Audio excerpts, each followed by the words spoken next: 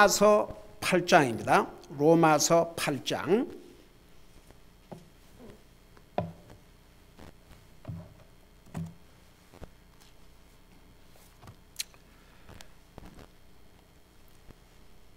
(19절) (20절) 두 절을 같이 읽겠습니다. 19절 20절입니다. 같이 읽습니다. 시작. 피조물이 간절히 기대하며 기다리는 바는 하나님의 아들들이 나타나는 것이니라. 피조물이 헛된 것에게 복종하게 된 것은 자진해서 된 것이 아니요 소망 중에 그것을 복종하게 하신 분으로 인한 것이니. 아멘. 앉으시 바랍니다. 자, 오늘 읽은 20절에 보면 19절에 보면 피조물이 간절히 기대하며 기다리는 바는 그랬어요. 여기에 피조물은 무엇을 가리킨 것 같습니까? 여기에 피조물은 무엇을 가리키는 것 같아요? 자, 끝까지 읽어봐요. 19절. 피조물이 간절히 기대하며 기다리는 바는 하나님의 아들들이 나타난 것이니라. 자, 다시 한번 묻겠습니다. 여기에 피조물은 무엇을 가리키는 것 같아요?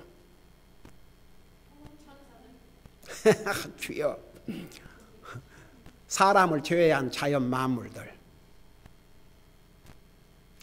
여기서는 이제 우리 사람도 피조물에 속해 있는데, 특별히 여기서 가리키고 있는 것은 사람들을, 특별히 하나님의 아들들을 제외한 그 자연 만물들을 의미했습니다. 왜 그러는가?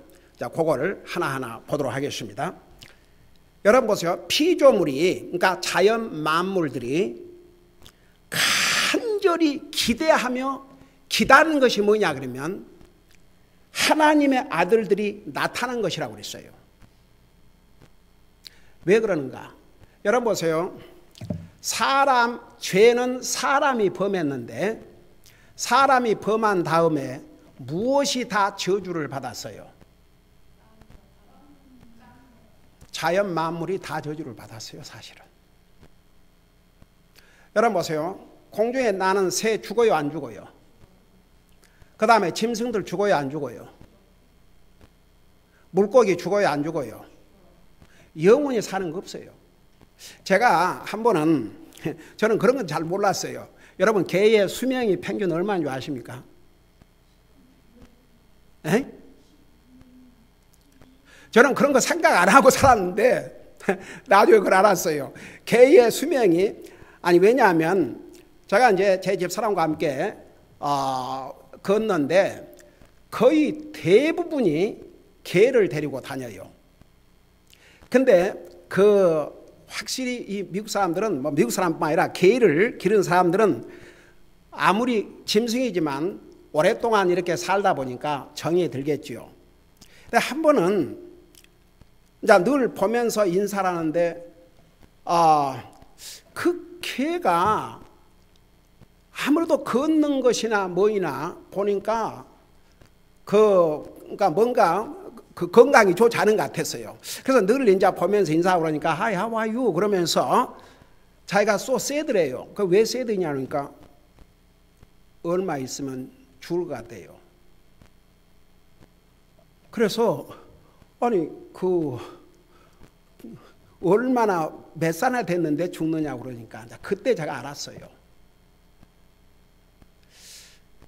그래서 평균 15년 그보다 더 아래, 제가 그 얘기를 듣고요.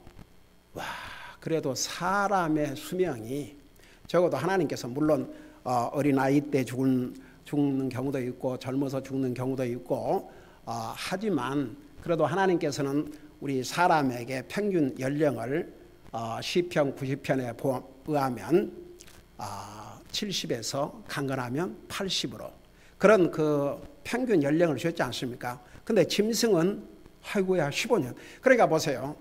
사람의 죄로 말미암아 한마디로 말하면 자연 만물이 다 모든 다른 피조물들도 다 저주 아래 놓이게 되십니다. 여러분, 하나님께서 만물을 창조하신 다음에 항상 마지막 부분에 무슨 말씀이 있냐 그러면 하나님 보시기에 좋았다라고 그랬어요. 여러분 직접 창세기 1장을 보세요. 하나님께서 세상 만물을 창조하신 다음에 결론이 뭐였는가?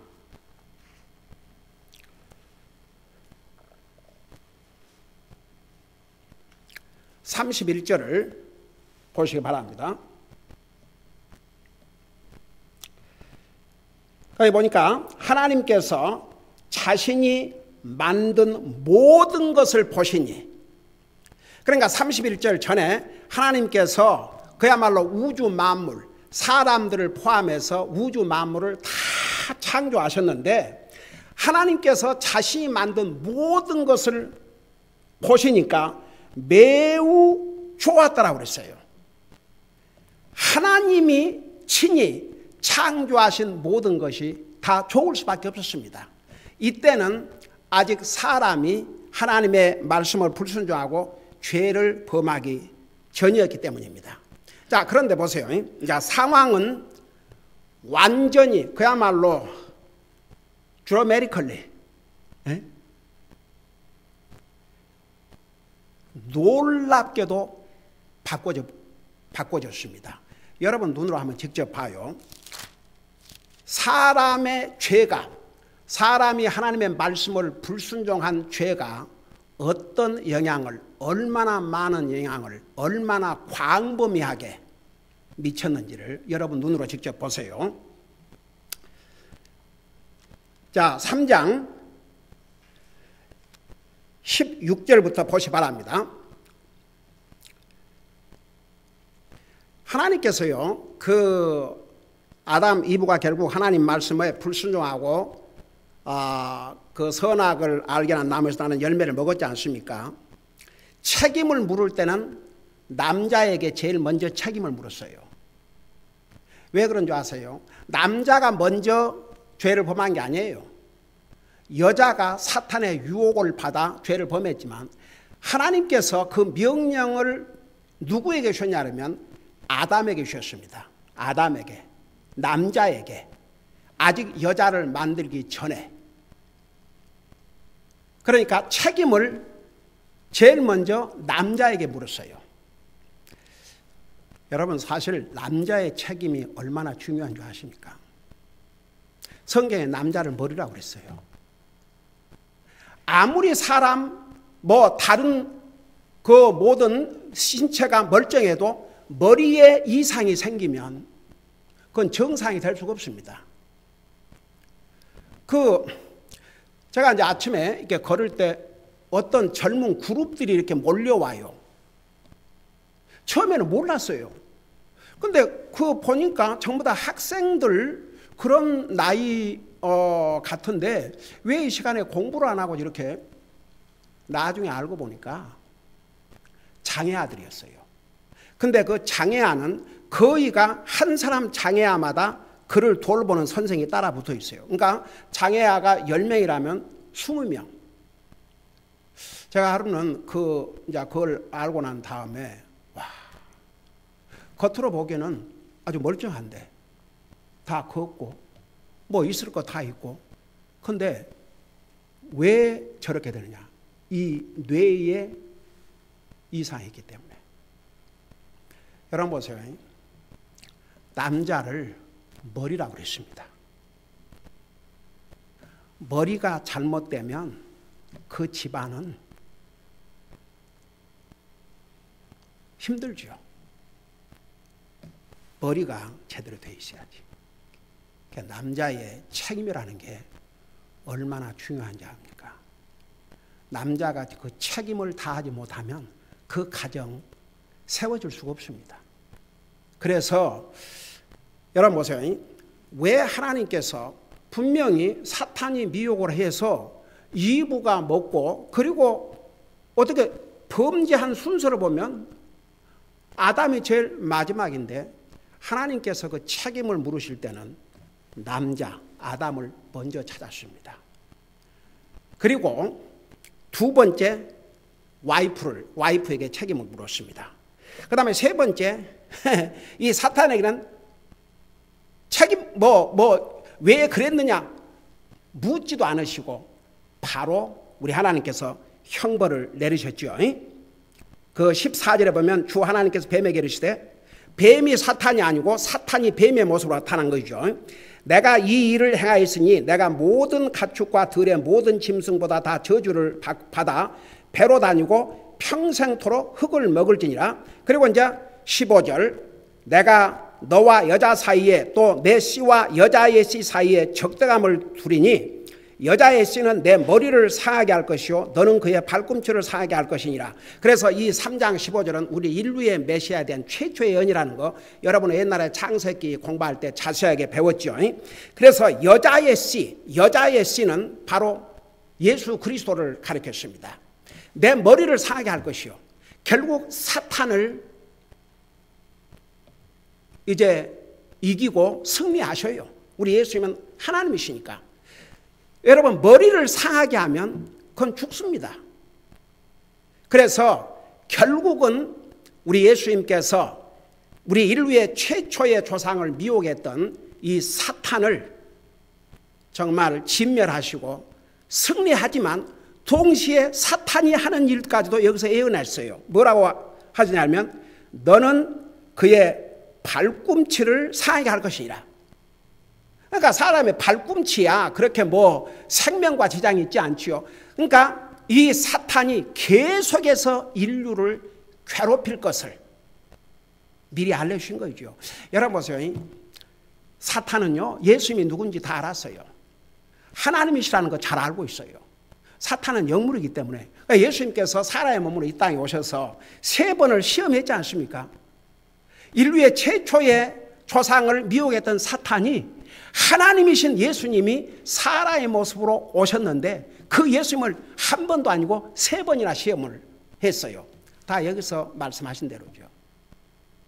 그런 사탄이 하나님이신 예수님을 시험했던 사탄이 우리 시험하지 않을 것 같습니까? 시험이에요. 여러분 우리 하나님의 자녀들은요 그래서 정신을 차리고 믿음 생활해야 됩니다. 왜 주님께서 watch out, pray and watch out. 여러분 보세요. 우리가 지금 정말 믿음 생활을 잘하고 있지만 사탄이 어느 순간에 어떤 방법으로 우리를 시험할지 몰라요. 항상 우리는 그것을 준비하고 살아야 됩니다. 왜 매일 아침에 일어나면 먼저 기도와 말씀으로 하루를 시작해야 되느냐? 사탄이 기다리고 있어요. 사탄이 안 믿는 사람을 시험하는 게 아닙니다. 믿는 사람을 찾아요. 그래서 사탄은 무는 사자와 같이 삼킬 자를 두루 찾고 다닌다고 그랬어요.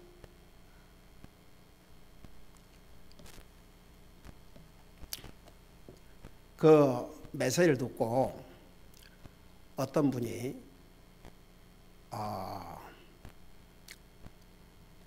응답을 해 주셨는데 그러니까 그냥 메시지를 간단하게 듣고 형식적으로 그게 아니에요. 메시지를 다 들었어요. 자기가 하나님을 두려운 마음으로 내가 일단 난예배 광고 시간에 잠깐 읽어드리겠지만 믿었는데 지난 20년을 영적인 눈이 잠긴 상태에서 살아왔답니다. 그러다가 목사님 말씀을 듣고 그야말로 정신이 바짝 들었다는 것이죠. 여러분 보세요. 우리 인류의 최초의 조상을 미혹했던 사탄, 하나님이신 예수님이 이 땅에 오셨을 때 3번이나 시험을 하셨어요. 그 사탄이 우리에게는 가만히 있을 것 같습니까? 그래서 우리 믿는 사람들은 정말 정신을 차리고 사람은 순간적인 감정, 순간적인 상황에 확 넘어가요. 사탄은 그걸 즐겨 사용합니다. 그래서 믿음은 세상도 이긴다고 그랬습니다. 순간의 기분, 순간의 감정, 상황, 형편 이런 것에 따라 움직인다면 더 이상 그건 믿음이라고 할 수 없습니다. 그래서 여러분 보세요. 정말 구원받은 하나님의 자녀는 그래서 정신을 차리고 항상 사탄이 우리를 넘어뜨리기 위해서 찾고 있어요. 그 기회를 찾고 있습니다. 우리는 싸워서 이겨야 됩니다. 제가 수없이 이런 얘기를 했지만 사도 바울과 같은 위대한 하나님의 종이 내가 선한 싸움을 싸우고 그게 첫째였어요. 그의 삶을 세 가지로 요약해 주시면서 선한 싸움을 싸웠다 그랬어요. 그 싸움은 자기 유익을 위해서 자기 욕심을 위한 싸움이 아닙니다. 영적인 싸움이었습니다. 그 다음에 달려갈 길을 마치고 했다 안 했다 했다 안 했다 했다 안 했다. 여러분 보세요. 우리의 믿음이 나날이 발전해야 되고 1년 전보다 오늘 더 열심을 주님을 섬겨야지 1년보다 못하다 그러면 그건 후퇴하는 것입니다. 우리의 달려갈 길은 주님을 만날 때까지입니다.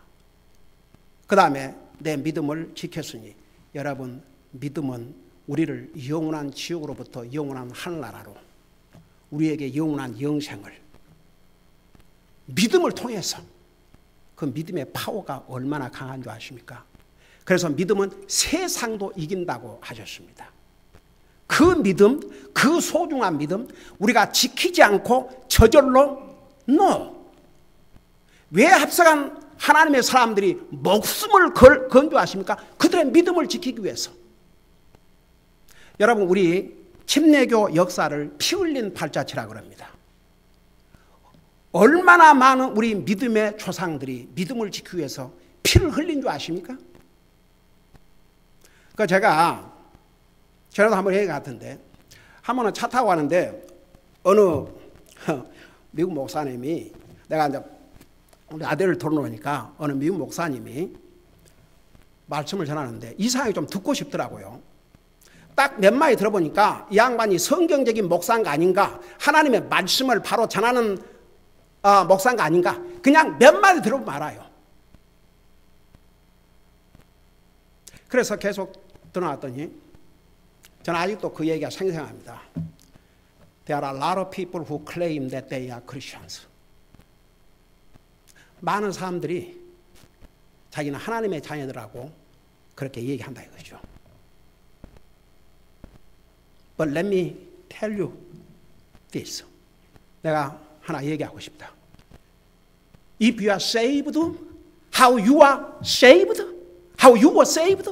당신이 구원받았다면 어떻게 구원받은 줄 아냐? You are saved by the blood of Jesus Christ. 예수 그리스도의 피로 구속받았다 이거예요.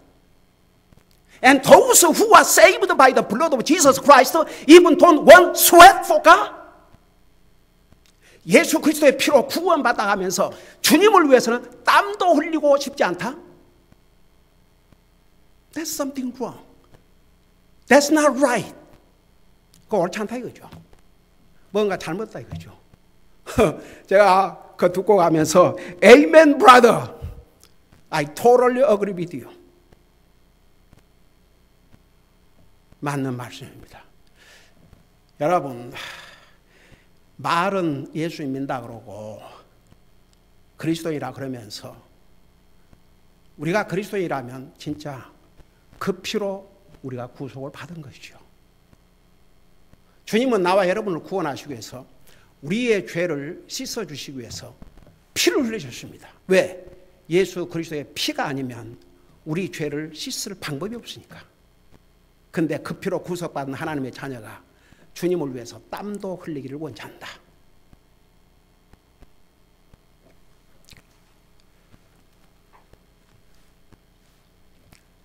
자 보세요. 16절에 또 여자에게 이르시되 이제 하나님 말씀 불순종하고 선악을 알게 하는 나무에서 나는 열매를 먹은 다음에 내가 내게 고통과 수태를 크게 더하리니 내가 고통 중에 자식을 낳을 것이요 또 너의 열망이 내 남편에게 있으리니 그가 너를 다스릴 것이니라 하시고. 여러분, 이렇게 성경을 자세히 읽어보면요, 참 우리가 그냥 지나간 것들이 많을 수도 있어요. 범죄함으로 인해서 결국 여자가 사탄의 미혹을 받아 범죄할 뿐만 아니라 자기 남편에게도 주어가지고 먹게 함으로써 그 값을 바로 치르게 되는데, 그 값 중에 하나가 이제 죽음 외에 자식을 놓을 때 해산의 고통. 그러니까 그 전에는 자식을 놓되 그런 고통이 없이, 여러분 이사야서에 가보면요, 천년 왕국 때는 자식을 놓는데 아무런 고통이 없다고 그랬어요. 원래대로 이제 회복을 시켜주시니까. 근데 보세요, 여러분은 잘 알고 있죠. 천년 왕국에 두 가지 이제 다 구원받은 사람들이 들어가는데, 어떤 사람들은 육체를 가지고 들어간 사람도 있고, 이제 이미 구원받고 영광의 몸으로 변화된 사람들, 이렇게 두 그룹이 있다는 거 옛날에 자세하게 설명했죠. 자, 그것까지 얘기하려면 너무 시간이 많이 가고 오늘 이걸 설명해야 되니까. 그래서 이제 이렇게 그 하나님의 말씀을 불순종하고 범죄한 다음에 여자에게 내린 벌은, 물론 이제 아담 이브가 죽게 됐지만 그 외에도 자식을 놓는데 해산의 고통을 가질 것이라고 이렇게 말씀하셨어요. 여러분 보세요. 여자가 자식을 놓는데 그 고통. 물론 이제 요즘은 수술도 한다고 하지만 뭐 수술은 그게 쉬운 일입니까? 사실. 자식을 낳는다는 것은 기쁜 일이지만 그 대가를 치러야 했는데, 보세요, 오늘날도. 그래서 성경은 하나님 말씀이에요. 하나님의 말씀대로 여자가 자식을 놓을 때 해산의 고통을 겪어야 됩니다. 수술을 받는다 해도 고통이죠. 옛날에는 뭐 수술 같은 이런 기술이 없었을 때는 자식을 낳다가 죽는 경우들이 얼마나 많이 있었습니까? 그래서 옛날에는 저 그런 얘기 들어본 적 있어요. 어렸을 때는 그게 뭔 말인가 했지만, 여자가 자식을 놓으러 신을 벗고 들어가면 그 신발을 다 신게 될지. 그래서 여전히 이 하나님의 말씀대로 여자가 자식을 놓을 때는 해산의 고통을 겪어야 되고, 그 다음에 또 뭐 새로운 질서를 주신 거예요. 너의 열망이 내 남편에게 있으리니. 그러니까 이제 결혼하면 여자는 그래도 남편 바라보고 살게 돼 있어요. 정상적인 여자들은. 뭐 남편이 진짜 뭐 정말 나쁘지 않는 한, 그래도 여자에게는 이게 주어졌어요. 그래도 남편 한 사람 바라보고 살도록. 뭐 요즘이야 하도 세상이 악해져 가지고 뭐 엉망이지만, 그 다음에 그가 너를 다스릴 것이니라.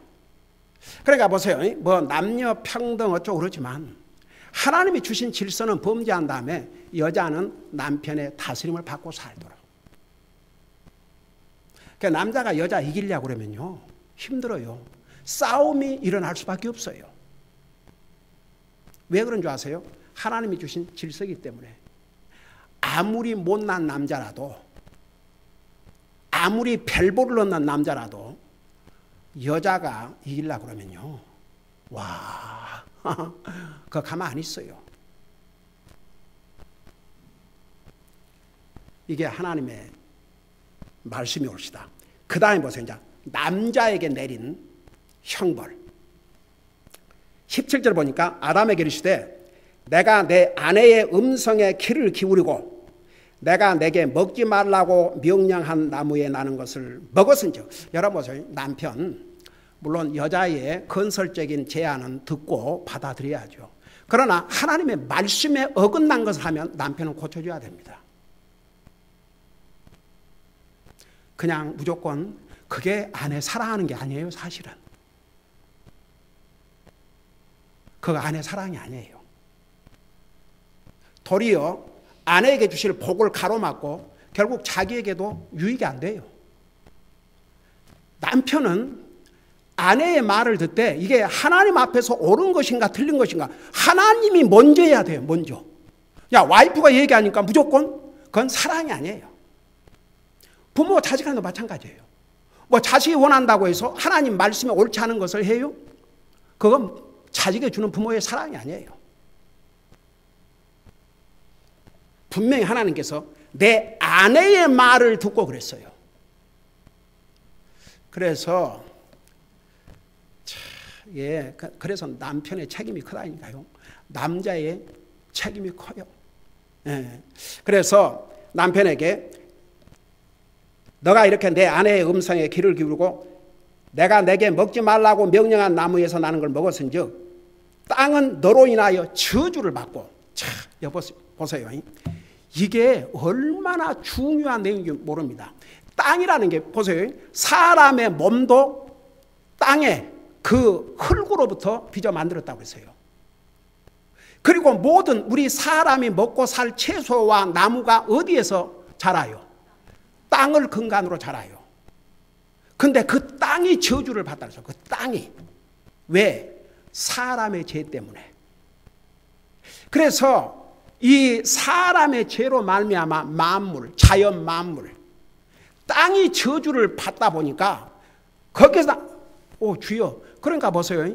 채소, 나무 이런 게 다 영향을 받은 거예요. 그러면서 이게 뭐라는 줄 아십니까? 땅은 너로 인하여 저주를 받고 너는 평생토록 고통 중에 땅의 소산을 먹으리라. 그러니까 쉽게 말하면 남자가 힘들어서 일해 갖고 살도록 거저 먹고 살겠다. 뭐 미국에서는 여자가 좋은 잡을 갖고 있으면 그런 엉터리 같은 남편이 뭐 이혼을 해도 여자가 번 돈에서 자기. 그래갖고 어떤 경우는 그런 얘기 들었어요. 그 남편이 논팽이가 그러니까 여자도 정신을 차리고 제대로 결혼을 해야 했어야죠. 근데 뭐 처음에는 짭도 갖고 있고 그러니까 결혼을 했는데 와이프가 좋은 잡을 갖고 있다 보니까 이 남편이라는 자가 직장 그만두고 다른 여자와 바람이 났어요.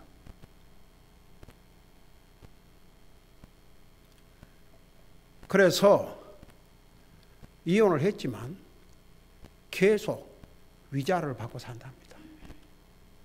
그러니까 참 so sad죠. 그래서 여기 보세요. 또한 땅이 내게 가시덤불과 엉겅퀴를 내리라. 그러니까 보세요. 먹는 음식은 가꾸어야 자라요. 참 희한하지요. 사람이 먹는 음식은 가꾸어야 자라요. 공을 들여야 됩니다. 수고를 해야 자랍니다. 근데 이런 뭐 가시나무 이런 엉겅퀴는 저절로 자라요. 수고 안 해도. 이게 다 사람의 죄값입니다. 그러니까 보세요. 사람의 죄로 말미암아 사람도 죽음을 맞이했고 자연 만물이 다 저주를 받았습니다. 공중에 나는 새도 죽어야 되고 들의 풀도 말라야 되고. 여러분 보세요. 아름다운 꽃, 그 아름다운 나무 이런 것도 보세요. 하나님께서 비를 주지 아니하면 다 말라요. 그리고 비를 줘도 꽃 같은 것 보세요. 꽃, 우리 집에 옛날에 제가 목회 시작할 때 어떤 사람이 선물로 준 것인데 하도 그 화분도 예쁘고 꽃이 한 번씩 피면 너무 아름다워요. 꽃이 딱 4송이가 피어요. 4송이가. 그것을 이사 다닐 때마다 가지고 다녔어요. 근데 그게 겨울이 되면 딱 죽어요. 아무것도 없어요. 그저 버려야 되는 거 아닌가 그랬죠. 근데 그 다음 봄이 되면요. 그 다 그냥 꼭 썩은 것처럼 돼 있는 그 상태에서 싹이 자라요. 그러면서 아름다운 꽃을 4송이를 딱 맺어요. 근데 얼마나 있다가 사라지느냐? 길어야 2주. 그러니까 보세요.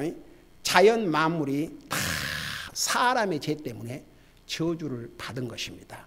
공중에 나는 새, 들의 들짐승, 바다의 물고기, 자연 만물, 나무, 뭐 에브리띵. 근데 그 피조물이 기대하고 기다리고 있는 게 하나 있어요.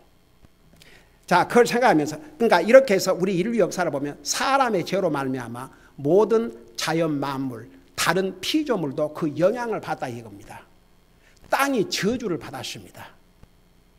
그런 상태에 지금 있어요. 현재도 그 상태가 지속되고 있습니다. 자, 그걸 생각하면서 다시 로마서 8장을 가보세요. 자, 그래서 여기에 그 피조물, 특별히 피조물은 이제 여기에 특별히 19절에서는 피조물이 간절히 기대하며 기다리는 바는 하나님의 아들들이 나타날 것이니라. 그래서 사람 외에 다른 모든 자연 만물까지도 기다리고 있는 게 있어요. 아주 기대를 하면서 기다리는 게 있어요. 저는요, 이 부분을 보면서 어떤 생각이 들었냐면, 여러분 구원받은 하나님의 자녀들이죠. 믿는 사람 다 같이. 근데 우리 주님 오실 날을 기대하고 소망하는 것이 이 피조물만큼 할까? 그런 생각이 들었어요. 이 피조물들은 아주 그냥 기대하고 기다린다고 그랬거든요. 근데 구원받은 하나님의 자녀들이 정말 주님의 날을 기대하고 간절히 기대하고 기다리고 사는지, 그게 정말 필요합니다. 여러분, 우리가 눈에 보는 거, 이거 일시적인 것이요 보이지 않는 것이 영원한 것이라 그랬고, 우리 믿는 사람들은 골로새 3장에 뭐라 그랬습니까? 땅의 것에 애착을 두지 말고 위의 것에 애착을 두고 살라고. 그러니까 여기에 피조물이 아주 간절하게 기대하며 기다린다고 그랬어요. 하물며 믿는 우리가 하나님 앞에 간절한 마음으로 기대하고 기다림이 있어야 됩니다. 근데 이 자연 만물들, 이 피조물들이 무엇을 이렇게 간절히 기대하고 기다리냐 그러면 하나님의 아들들이 나타나는 것이라고 했어요. 그러니까 자연 만물들이 사람의 죄로 말미암아 저주 아래 놓였는데, 이 자연 만물들, 이 피조물들이 하나님의 아들들이 나타날 때를, 그 나타나기를 간절히 기대하고 기다린다고 했습니다. 무슨 내용이냐? 여러분, 우리가 지금은 예수를 믿고 구원받고 하나님의 자녀가 돼서 영적으로 우리는 영원한 영생을 선물로 받고 영원한 하늘나라를 우리의 기업으로 받고 우리는 예수 그리스도와 함께 하나님의 상속자가 되지 않습니까? 그럼에도 불구하고 우리 육체는 어때요? 우리 육체는 어때요? 아멘 사람과 다를 것 없이 매일 늙어가고 약하고 병들고 그런 모든 것을 겪게 되지 않습니까? 근데 언제, 자, 우리가 예수님을 영접함으로 우리 가운데 누가 구원을 받았어요?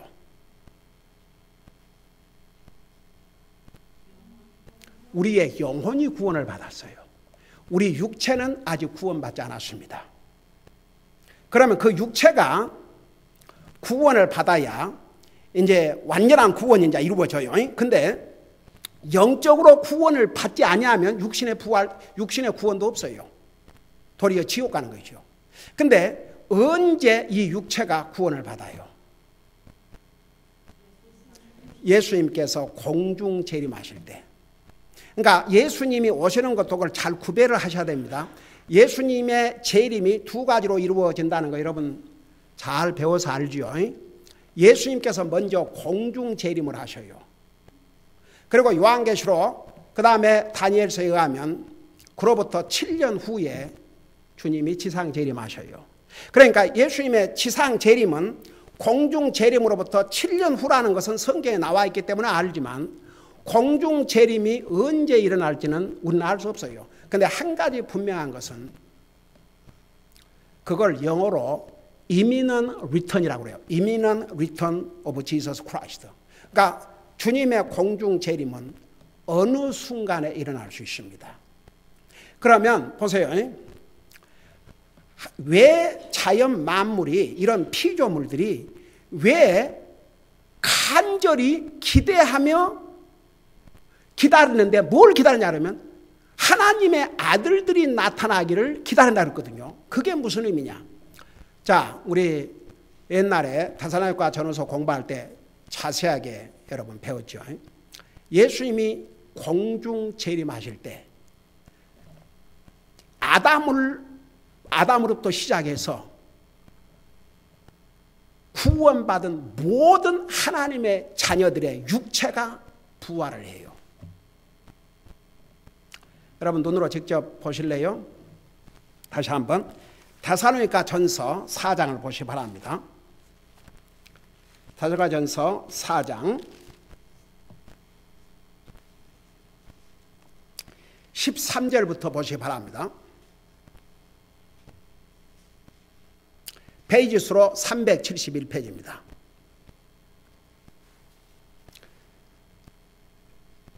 거기 보면 그러나 형제들아 잠자는 자들에 관하여 너희가 모르기를 내가 원치 아니하노니. 여러분 보세요. 성경에 죽음을 잠자는 것이라 그렇게 표현했습니다. 왜냐하면 다시 살아날 것이니까. 여러분 나사로가 죽었죠. 그래 나사로가 죽었다는 소식을 이제 우리 예수님께서 들으셨어요. 사실은 뭐 누가 알려줘서 예수님이 아신 게 아니고 예수님 다 알고 계시죠. 근데 사람이 알려줬어요. 그러니까 예수님이 제자들에게 뭐라 했어요? 나사로를 깨우러 가자고 그랬어요. 그러니까 제자들이 예수님에게 그러면 잠을 자고 있으면 가서 깨우면 되겠네요. 그렇게 생각했어요. 그러니까 예수님을 따라다니는 제자들도 아직은 많은 것을 잘 모르고 있었어요. 그러니까 예수님께서 내가 나사로를 깨우러 간다. 그 제자들이 그러면 잠자고 있으면 깨우면 되겠네요. 그러니까 나사로가 죽었느니라. 그렇게 아주 심플하게 얘기를 해 주셨어요. 그래서 가서 살리셨지 않습니까? 그래서 안 믿는 사람, 믿는 사람 다 육체적인 부활을 합니다. 그래 요한복음 5장 28절 29절에서 옛날에 자세히 가르쳤죠. 불신자도 부활하는데 그 부활은 심판을 받기 위해서. 그리스도인은 부활하는데 왜 부활하느냐? 영광을 누리기 위해서. 그래서 여기에 잠자는 자들 그럴 때는 다 부활을 할 테니까 그래서 잠을 잔다. 성경에서 잠을 잔다 그럴 때는 죽었다 그런 뜻입니다. 육체적으로. 육체적인 죽음을 가르쳤어요. 너희가 모르기를 내가 원치 않으니 이것은 너희가 아무 소망 없는 다른 사람들 같이 슬퍼하지 아니하게 하려 함이라. 하나님 믿지 않는 사람들은 이런 소망이 없어요. 근데 14절 보세요. 뭐 안 믿는 사람은 부활한다 할지라도 고통받고 심판을 받기 위해서 부활하는 것이니까 그것은 뭐 기대할 것이 아니죠. 근데 그리스도인은 다르죠. 14절에 보니까 우리가 예수님께서 죽으셨다가 다시 일어나셨음을 믿을진데 그와 같이 예수님 안에서 잠자는 자들도 하나님께서 그분과 함께 데려오시리라. 자, 이게 무슨 말씀이냐? 우리 예수님께서 공중 재림하실 때 그 전에 육체적으로 죽은 이제 아담으로부터 시작해서 예수님이 공중 재림하시기 전까지 육체적으로 죽은 모든 사람들을 먼저 부활을 시켜요. 영광의 몸으로. 그 다음에 보세요. 그래서 여기에 잠자는 자들도 하나님께서 그분과 함께 데려오시리라. 그러니까 보세요. 예수님께서 공중 재림하실 때 혼자 오시는 게 아니고 이미 예수님을 믿고 육체적으로 죽은 모든 사람들을 살려가지고 같이 공중에 임하셔요. 그 다음에 보세요. 15절에 보니까 우리가 주의 말씀으로 너희에게 이것을 말하노니 주께서 오실 때까지 살아서 남아있는 우리가 결코 잠자는 자들보다 앞서지 못하리라. 이게 무슨 말이냐? 가령 예를 들어서 쉽게 말하자면 오늘 밤에 예수님이 오신다 그러면 예수님이 공중 재림하실 때 창세 이래로 하나님을 믿고 죽은 모든 사람들을 육체적으로 부활을 시키셔갖고 데리고 이제 오셔요. 우리보다 먼저. 그러니까 살아있는 우리보다 먼저 그들이 영광의 몸으로 부활해요. 그래서 여기에 잠자는 자보다 살아있는 우리가 앞서지 못할 것이라고 그랬어요. 그러니까 부활의 순서로 말하면 예수님 공중 재림하시기 전까지 죽은 사람들이 먼저 부활을 하고 그 다음에 보세요. 16절에 주께서 호령과 천사장의 음성과 하나님의 나팔 소리와 함께 친히 하늘로부터 내려오시리니 그리스도 안에서 죽은 자들이 먼저 일어나고, 그러니까 주님 안에서 죽은 자들이 먼저 일어나고 그 뒤에 그러니까 창세 이래로 구원받고 죽은 사람들이 예수님이 공중 재림하실 때 먼저 부활하고 17절 그 뒤에 살아남아있는 우리가 그들과 함께 구름 속으로 채여 올라가 공중에서 주를 만나리라. 이것을 성도의 휴거라고 그래요. 자, 그래서 보세요. 만일 예수님께서 뭐 오늘 밤에 오신다든지 내일 오신다든지 1년 후에 오신다 그러면 먼저 예수님 믿고 죽은 자들이 먼저 부활을 하고 그 다음에 예수님이 이제 공중 재림을 하실 때 그들을 데리고 오시고 살아있는 우리가 눈 깜짝할 사이에, 고린도전서 15장에서는 in a twinkle of an eye, 눈 깜짝할 사이에 우리가 이렇게 끌려 올라가는 것이죠. 그런데 이 몸을 가지고는 끌려 올라갈 수 없어요. 인력이라고 하는 자연 원리가 있습니다. 사람은 땅에 이렇게 걸어 다녀요. 땅을 떠나서 설 수 없어요. 근데 그 몸을 영광의 몸으로 변화를 시키셔가지고 끌려 올라가게 해주셔요. 그래서 공중에서 주님을 만날 것이라고 그러십니다. 자, 바로 이 순간에 구원받은 하나님의 아들들이 영광의 몸으로 부활을 하는데 바로 그 순간에 저주받은 땅과 다른 피조물들이 다 원래의 위치로 하나님께서 창조하신 다음에 보기에 아름답더라, 보기에 심히 좋았더라, 이 모습 저주받기 전에 원상 복귀를 한다는 뜻입니다.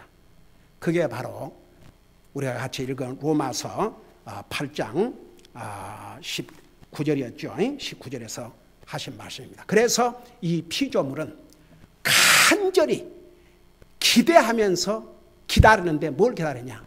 하나님의 아들들이 나타나기를, 바로 구원받은 하나님의 자녀들이 영광의 모습으로 부활한 이 순간을 그렇게 기다리고 있다, 그 뜻입니다. 기도하십시다. 우리 아버지 하나님, 사람의 죄 때문에 다른 피조물들도 저주를 받았지만 예수 그리스도로 말미암아 구원받은 하나님의 자녀들을 우리 주님께서 데리러 오실 때 모든 하나님의 자녀들은 영광의 몸으로 부활되고 그 순간에 사람의 죄 때문에 저주받은 다른 피조물도 다시 회복된다는 이 사실을 우리가 배웠습니다. 그런데 이런 피조물들은 이렇게 하나님의 아들들이 나타나기를 간절한 마음으로 기대하고 기다린다고 했습니다. 우리도 이 피조물들처럼 우리 주님이 오시기를 간절한 마음으로 기대하고 기다리는 삶을 살게 하여 주시옵소서. 감사합니다. 사랑합니다. 예수님의 이름으로 감사 기도하옵나이다. 아멘.